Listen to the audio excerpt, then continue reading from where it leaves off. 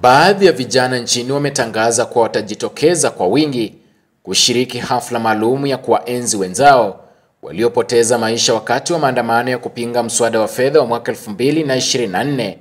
Viongozi wa kisiasa akiwemo kiongozi wa chama cha Wiper Kalonzo Musyoka na naibu kiongozi wa chama cha DCP Cleophas Malala wameunga mkono hatua hiyo, wakisema ni haki ya kidemokrasia. Vijana hao wamepanga kuandamana katikati mwa jiji la Nairobi na maeneo mengine nchini, wakisema ni njia ya kudai haki kwa wale waliouawa.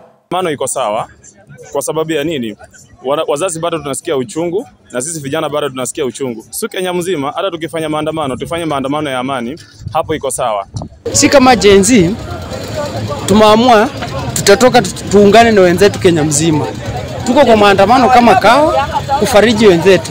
It is a remember, for example, Rex Masai aliuawa kwa mtoto wa Muduki. So tutakumkumbuka on Wednesday 25th mapema sana. Wamewataka maafisa wa usalama kuheshimu haki ya kuandamana, wakikumbusha kuwa katiba inatambua maandamano ya amani. Wao kama watoto ulinzi wa amani, sisi hatuna nao shida. Lakini wakikuja waanze kufuruka, pia sisi tutawafuruka.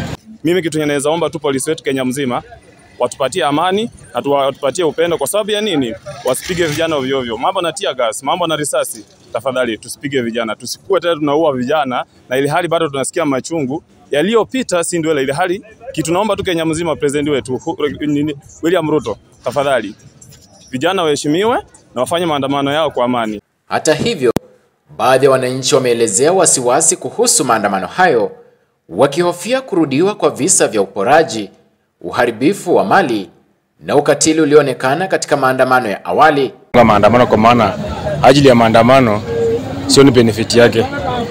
Wacha sisi tufanye tu kazi kama kawaida. Juu wale wenye wanaunga maandamano, ile maandamano yenyelisha wenzetu walikufa wengi sana. Hata benefit. Sasa mimi hiyo siwezi unga. Kwangu mimi ni hivyo tu.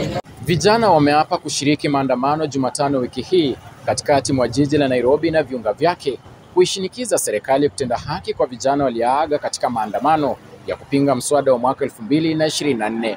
Nikiripoti ya mtazamo wa Dira Runinga ya Tandao, jina langu ni Felix Wanjala.